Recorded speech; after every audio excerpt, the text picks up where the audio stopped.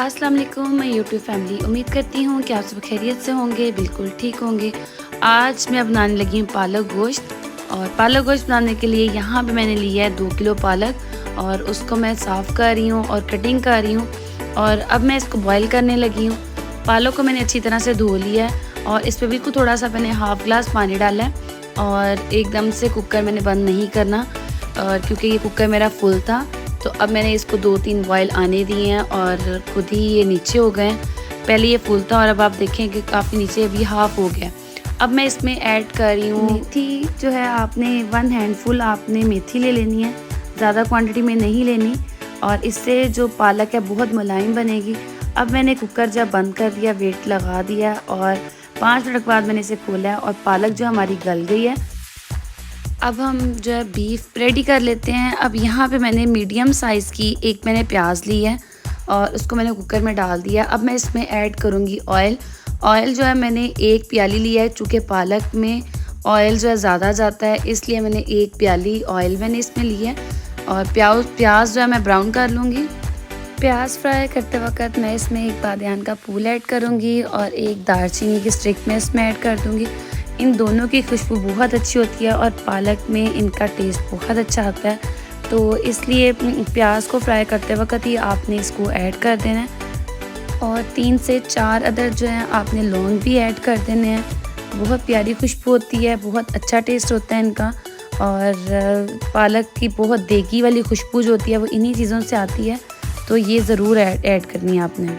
अब मैं इसमें ऐड करूँगी लहसुन, जो कि मैंने 6 से 7 जवे मैंने लिए हैं, और साथ ही मैं इसमें ऐड कर दूँगी अदरक जो मैंने 1 टुकड़ा मैंने लिया है। और चूँकि प्याज जो थोड़ी सी हमारी फ्राई हो चुकी हुई है और अदरक लहसुन जो वो भी थोड़ा सा फ्राई हो जाए। और साथ ही मैं इसमें ऐड कर दूँगी बीफ, जो कि मैंने हाफ़ kg से ज़्यादा मैंने ली है।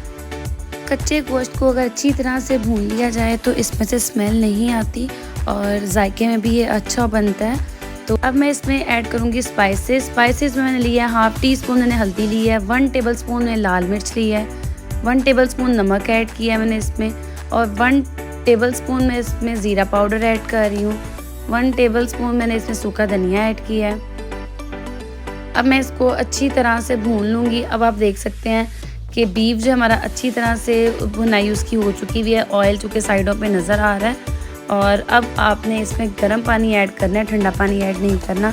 अगर ठंडा पानी ऐड करेंगे तो हमारा गोश्त जो है वो गलेगा नहीं, इसलिए हमने गर्म पानी इसमें ऐड करना है।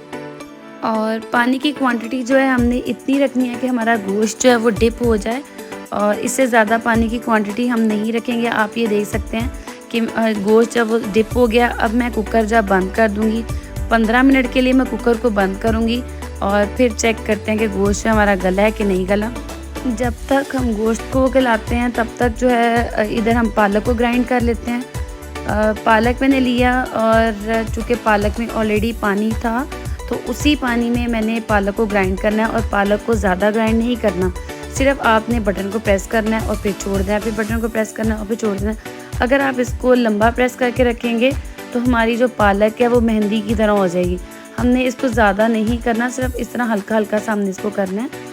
दूसरी तरफ जो हमने गोश्त रखा था गलने के लिए, अब वो भी देखते हैं कि हमारा गोश्त जो है वो गला है कि नहीं। अब यहाँ पे मैंने 15 मिनट के बाद मैंने कुकर को खोला है और अब हम इसको चेक करते हैं। और ये कलर देखिए कितना खूबसूरत आ रहा है, देखने में तो लग रहा है कि हमारा गोश्त जो है वो गल चुका हुआ है। अब मैं आपको चेक करके दिखाती हूँ। ये माशाल्लाह से हमारा गोश्त जो है वो गल चुका हुआ है। अब मैं स्टेज पे ऐड करूँगी टमाटर, चूँकि मैं जब फ्राई कर रही थी कि उस टाइम पे मैं टमाटर डालना भूल गई थी, तो बाद में मुझे याद आया कि मैंने टमाटर तो इसमें ऐड किए ही नहीं है।